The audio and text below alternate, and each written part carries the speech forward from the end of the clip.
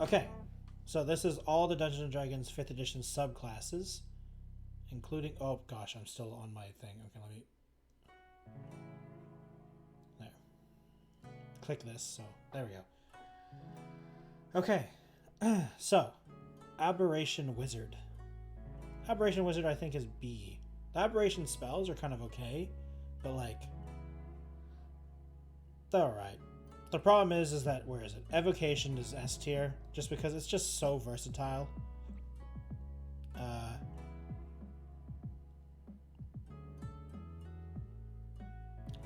Blade Singing is also, I would say, B. Because these... see, once again, we're running into the problem of I don't actually know what the other ones do. Because I've never played any of them, which is unfortunate. Here, let me just do the ones that I know. Lore Bard, I think is A tier, because it's just basically Bard but Wizard. But you're still a Bard, though. Valor and Swords, I think, are B tier.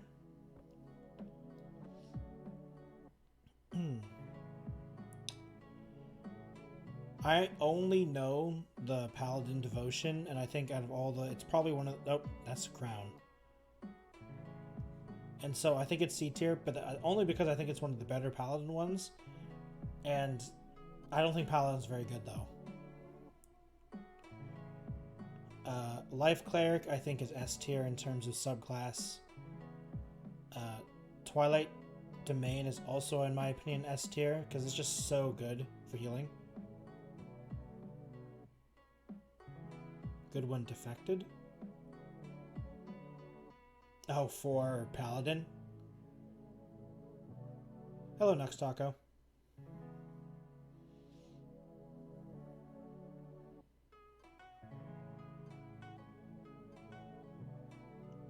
Is everyone here?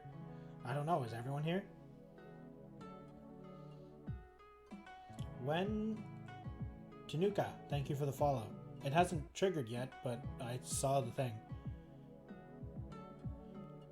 Nag? You are here? You are here. You are, in fact, here.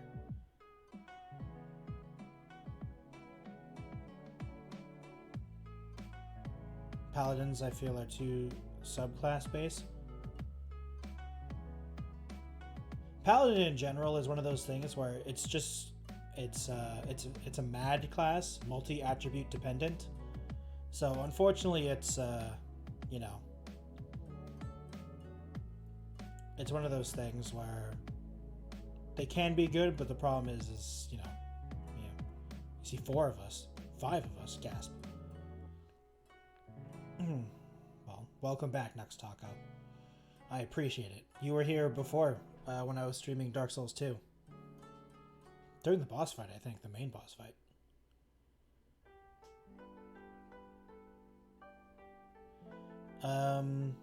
Let's see. Other ones that I know off my head. Off the top of my head.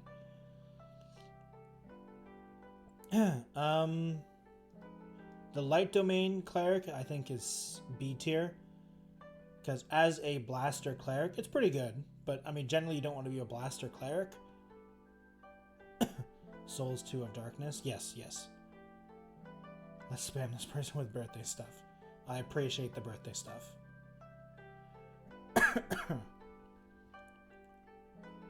Unfortunately, I don't really know the rest of the...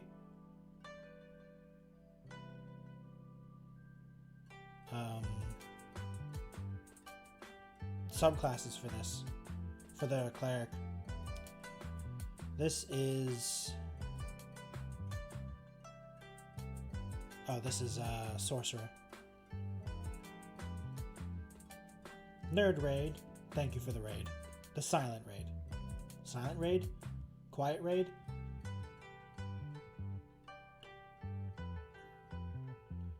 11 life so far. Nice. Thank you for the birthday wishes.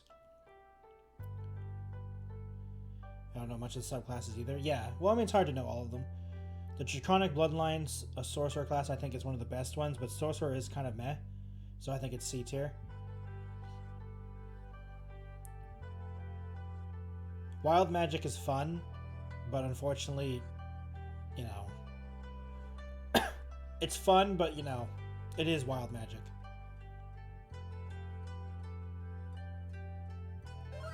The Mad Hatter, thank you for the follow. I appreciate it.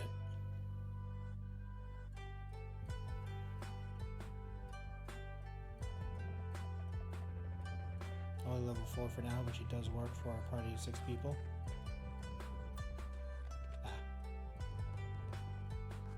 Thank you for the hefty birthday, Samwise. Samwise the best. It's true, he is the best. Okay, this is Warlock. Hexblade, I think, honestly, as a subclass, is one of the best subclasses in the game. Because if you ever want a multi-class, taking one in Hexblade is, like, really good. Archfey is pretty good as a subclass as well. Same with Great Old One.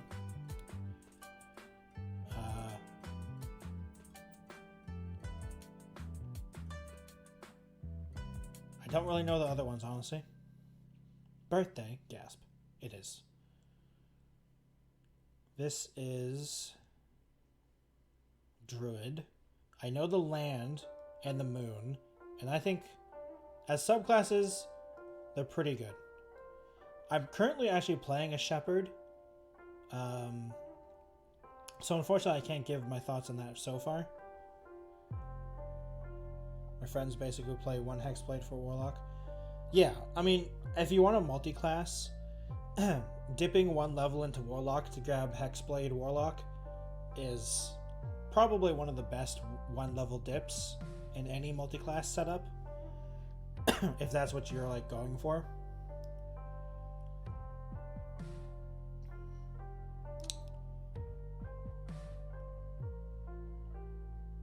Is this Ranger?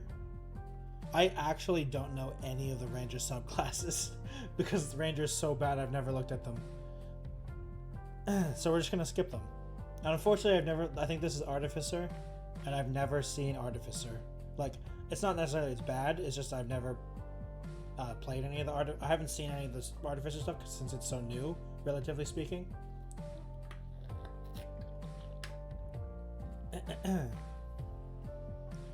Alright, this is Fighter, I'm pretty sure. Okay. Battlemaster. I mean, if I don't put Battlemaster in S tier, you know, yeah, I think I'm trolling. Because Battlemaster is just so good. Light blue is Artificer, yeah. Champion. See, I want to put Champion higher, but honestly, Champion is D. Champion is just, it's just so, like, if you never roll a 19, it's not good. You know?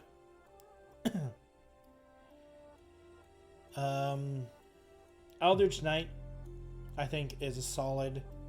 It's like high C, low B, because Eldridge Knight can be fun, but like being only a quarter caster really hurts sometimes. Really hurts, and I wish they could have like made Eldridge Knight a little bit cooler. Like, I feel like Eldridge Knight is one of those classes that does suffer in the balance category because they felt like they needed to make sure that wizards could still have their wizardy stuff, but fighters need to still be fighters. And I'm like, I feel like you could have gone a little bit more crazy with the Eldritch Knight, but because of potential crying online, they didn't go as crazy as they could have. Which, you know, understandable in terms of a balanced team, but I kind of wish they went crazy with it, you know? And unfortunately, I don't really have more experience with the other subclasses for the fighter. I have seen Echo Knight a little bit. I've seen Samurai a little bit, and I've read Arcane Archer, but I haven't like really like either played them, seen them in action, or like, you know,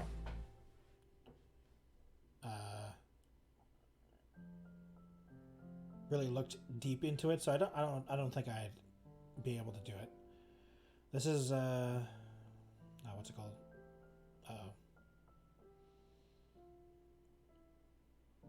I can't remember the class now. I know what the class is. Barbarian. Totem Warrior, I think, is one of the best Barbarian ones, so we'll put this high on B tier. I don't think I've actually seen any other Barbarian. The thing is, Barbarian isn't a very popular class with the D&D groups that I play with. So, like, the D&D games I play with my family, we've only ever had one Barbarian. And the D&D that I play with my friends, I don't think any of them have played a Barbarian, actually. Huh. Now I think about it. Battle Rage is pretty bad. I've never even heard of it, so it must be one of the new ones. The Xanathars, maybe? Alright, this is Rogue. Assassin can be pretty fun. The problem is that like Assassin is one of those things where if you aren't able to get off its sword coast. Oh, okay. That's why I've never heard of it. I've never read the Sword Coast books. Assassin is one of those things where, like, man, it feels really good when you pull off that first turn Assassin, but if you don't, it really sucks, you know? Swashbuckler is one of the ones that it's like, man, it's pretty good, you know? Scout, I enjoy Scout, but I have PTSD from Scout because I made a rogue with the Scout subclass, and basically the whole game I was like, man, I wish I picked Swashbuckler. I still really enjoyed Scout though, but I was like, man, I wish I picked Swashbuckler. And unfortunately, I haven't really played the other rogues or seen them in action. I know Arcane Trickster can be pretty fun. I've heard Thief is pretty fun as well. Same with Mastermind. Why is Oathbreaker down here? Oh, okay. Oathbreaker, pretty fun for an evil paladin. One of the more interesting things for an Oathbreaker I actually thought of before is an Oathbreaker, but you're an evil paladin that broke your oath. So you're actually a paladin that was evil and broke your oath from your evil god. So you're an Oathbreaker, but you're actually good. So it's kind of like the opposite of what you expected an Oathbreaker to be. It could be interesting. Thief really isn't a battle subclass. Oh, that makes sense. It'd be weird if it was. And honestly, I'm tempted to put all the monk stuff in F, just like all the ranger stuff, because you should never play those two classes. Sad face. But I really like Drunken Master, so I'm going to put it at D, because Drunken Master is hilarious. But you should never play those two classes, because they're bad. And it makes me sad. Sad face. What's wrong with Monk? The thing with Monk is that in 5th edition, okay, let me restart this thing. Monk suffers from the same problem that Paladin has, in my opinion, of being a mad class, multi-attribute dependent class, of where you want a high strength or dex, a high con, and a high wisdom for your key points stuff for stunning strike. Another thing is that you don't inherently have burst damage as a monk as much as something like a fighter does with your attacks and axe and surge, and your fate and your utility isn't as cool or as good as a rogue, you know? So, and your main damage with your monk weapons / fists, which are your monk weapons, you can't really burst damage as a monk, where in 5th edition, the best thing in 5th edition to do when you have a big scary enemy in 5th edition, the best thing to do is to never find out what it has to do against you. You kill it as soon as possible and as fast as possible, so you never find out what the big bad is capable of. And the problem is the monk doesn't really have that burst damage. Now the argument is, well, stunning strike. If you perma-stun an enemy, then then it's great. But a lot of the tougher enemies are just straight up immune to the conditioned stun or like those types of conditions.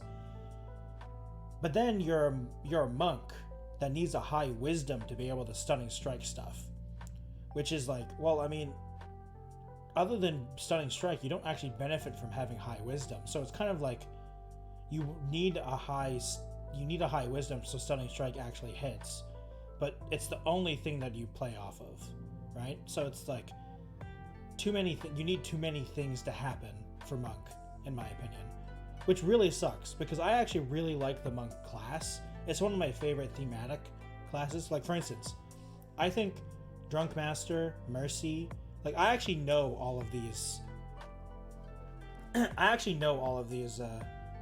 of spread too thin. They're spread too thin in terms of what they want to do. And they suffer from the fact that there is no oh no moment for the monk where you need to dump damage, you know? Like, for instance, as a fighter, you're like, oh no, I need to dump damage. Let me attack 4 times, right? Or like a level 5 fighter says, oh no, we're under attack. We need to do a lot of damage right now. I'm going to attack twice, then I'm going to axe and surge, and then I'm going to attack twice. And because I have a great sword, each time I hit, it's 2d6 damage plus whatever, you know? As a monk, you're like, oh no, there's a lot of I have to do a lot of damage. I'm going to punch this thing really hard. So you punch, and you deal d6 per punch, so you punch twice, and then you use a key point to punch a 3rd time. No, sorry. You punch once, then you punch twice, then you use a key point to punch a 3rd and then a 4th time. But you're only doing a d6 per punch. So that's 4d6 compared to with 4 attacks, compared to the 8d6 for the fighter, right? With the pluses, of course. But you're like, okay, so you can't do that much burst damage. So then why don't you stunning strike him? Well, then it goes back to the whole, you need a higher wisdom. So you need 3 stats because you want to be able to hit. So you need a high dex or strength, depending. You need a high con because you're in melee. So you need to be able to survive a hit, just in case. And you need a high wisdom. So you need to be able to actually hit the stunning strike. So it's just one of those things where there's too many things that you need to happen. There's too many things that are dependent on either having high stats, the enemy messing up, or your allies doing something so you can help. Like, it's unfortunately just a class that, you know, isn't as versatile because it depends on too many things.